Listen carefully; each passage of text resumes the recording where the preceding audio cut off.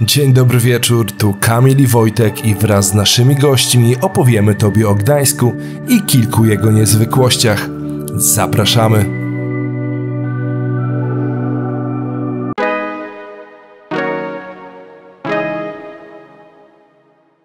Neptun, najsłynniejszy gdański pomnik przez Kaszubów nazywany jest Krzysztofem. Według legendy, jeśli jesteś w naszym mieście po raz pierwszy, to musisz ucałować rzeźbę w zadek. Jak mówią Kaszubi, kuszcząc Krzysztofa nie źli pleców.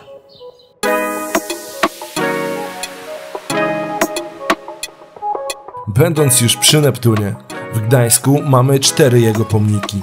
Jeden we wiadomym miejscu, drugi spogląda na niego z pobliskiej kamienicy, trzeci na kamienicy przy ulicy Chlebnickiej, a czwarty pilnuje Komendy Wojewódzkiej Policji w Gdańsku na Biskupiej Górce.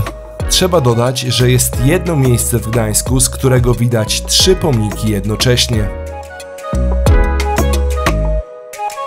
A jeżeli Ty jesteś już po pierwszym pocałunku z Krzysztofem, to serdecznie zapraszamy do polubienia filmu, subskrypcji i komentowania, by zasięgi nam rosły. Dziękujemy i idziemy dalej.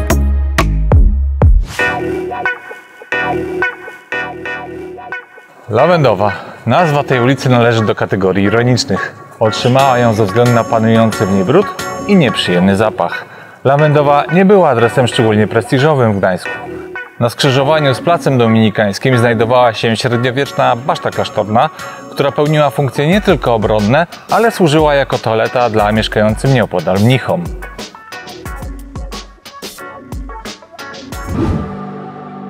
Powiedzmy kilka słów o gdańskiej dewizie herbowej, czyli nec temere, nec timide, co znaczy bez strachu, ale z rozwagą lub niezuchwale, niestrachliwie. Wyrażenie to oznacza zasadę rozważnego i zrównoważonego działania, unikanie zarówno impulsywnych i nieprzemyślanych decyzji, jak i nadmiernego lęku i unikanie ryzyka. W praktyce nec temere, nec timide zachęca gdańszczan do podejmowania mądrych, przemyślanych działań z umiarem i odpowiedzialnością.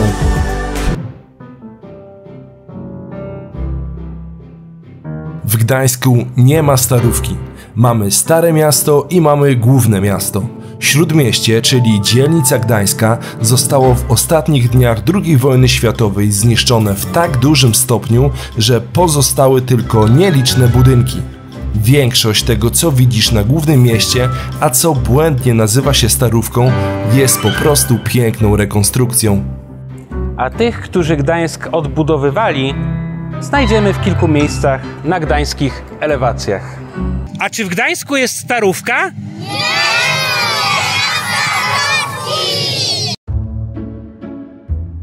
Najstarsza ulica w Gdańsku to ulica Długa, czyli z łaciny Long Platea. Jej nazwa została zapisana w 1331 roku i nigdy się nie zmieniła. Wraz z Długim Targiem, ulicą Stągiewną oraz ulicą Długie Ogrody stanowi Drogę Królewską.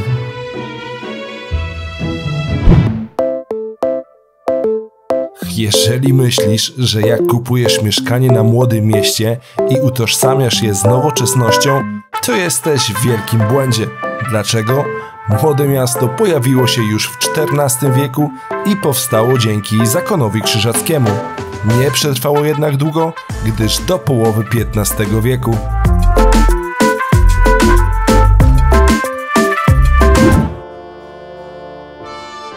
Bowkę, Bówka.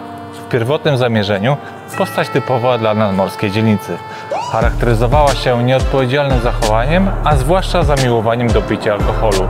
W późniejszym czasie postać ta ewoluowała, stając się darmozjadem, leniwcem i mało szkodliwym złodziejaszkiem. Ostatecznie stał się małym, niesfornym chłopcem przemierzającym nadmotławskie ulice Gdańska.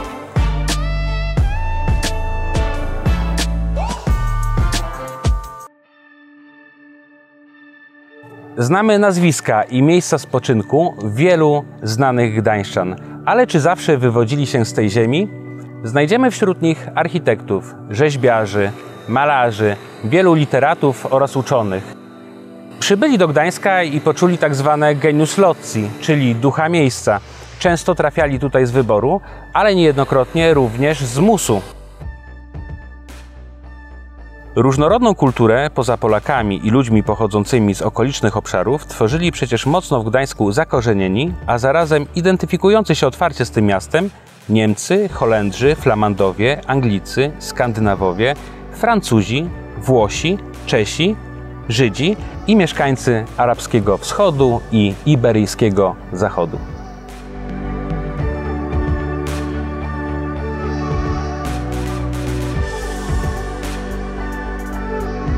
To, w co wierzyli dawni Pomorzanie, jest tematem szalenie intrygującym. Legendy, podania, mitopeje wbrew pozorom niosą ze sobą szereg cennych informacji. To właśnie dzięki legendom i podaniom możemy wyciągnąć szereg ważnych informacji. Od tak trywialnych, w co się ubierano, co jedzono, w co wierzono, po bardziej złożone typu jakie namiętności szargały mieszkańcami nadmotławskiego Grodu, jakie były ich pragnienia. Legenda niesie ze sobą pewien zbiór prawd uniwersalnych oraz posiada element dydaktyczny. Dobro, zło, kara, nagroda, czyn i konsekwencja. Wspaniała polaryzacja.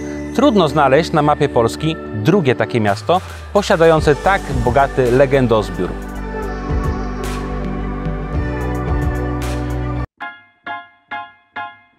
Pierwszy film kręcony w Gdańsku to krótki dokument z 1911 roku dotyczący parady czarnych huzarów, w której uczestniczył cesarz Wilhelm II. Na filmie widać m.in. wielki plac ćwiczeń, gdzie z czasem powstało lotnisko Wrzeszcz oraz koszary przy ulicy Słowackiego, gdzie powyżsi żołnierze stacjonowali.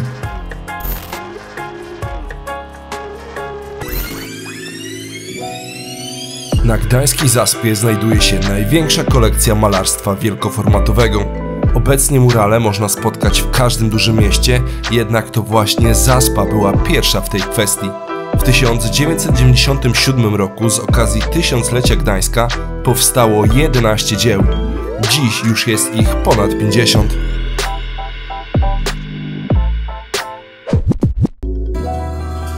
Mieszkając na przykład na Stogach i wybierając się na przykład załatwić coś w centrum, żaden tubylec nie powie, że jedzie do centrum, tylko że jedzie do Gdańska. I nie Gdańszczan bardzo to dziwi, jakoby owe Stogi gdańskie nie były. I coś w tym jest. Taki Wrzeszcz, Stogi, Sobieszewo, Oliwa kiedyś były odrębnymi wioskami, a miastem była jedynie gdańska dzielnica Śródmieście. Stąd też pewne przyzwyczajenia pozostają i niech cię nie dziwi, że jadę do Gdańska, będąc w Gdańsku.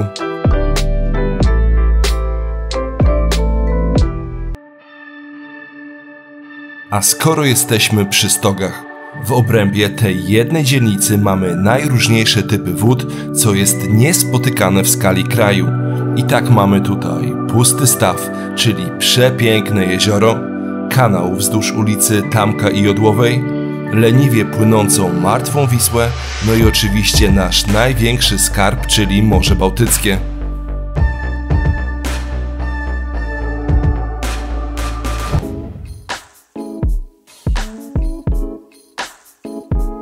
Westerplatte jest jedyną zachowaną oficjalną niemiecką nazwą w Gdańsku. Nie została zmieniona, gdyż stała się symbolem walki o wolność.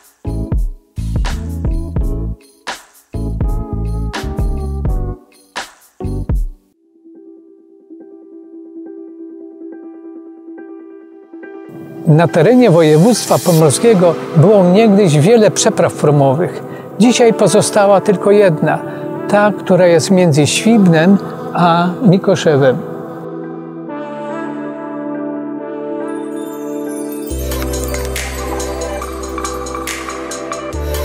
Wyspa Sobieszewska powstała dzięki pracy samej przyrody, ale również i człowieka.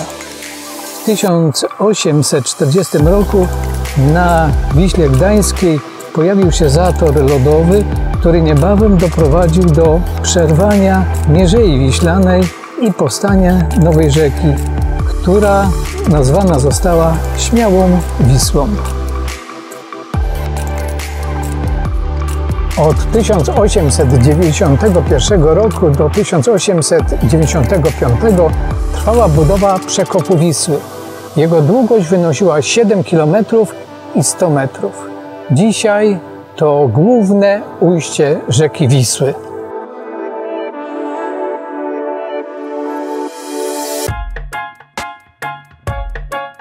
Twierdza Wisłoujście, pierwsza latarnia w Gdańsku. Mało kto wie, że w momencie jej powstawania, choć znajdowała się w tej samej lokalizacji co obecnie, była położona blisko morza.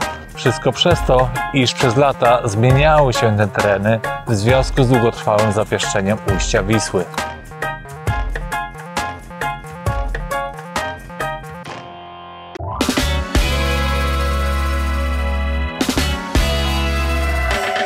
A najpiękniejsze zachody słońca w Gdańsku znajdują się zdecydowanie na górkach zachodnich.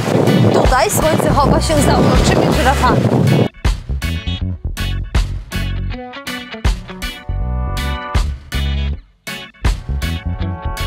I to by było na tyle.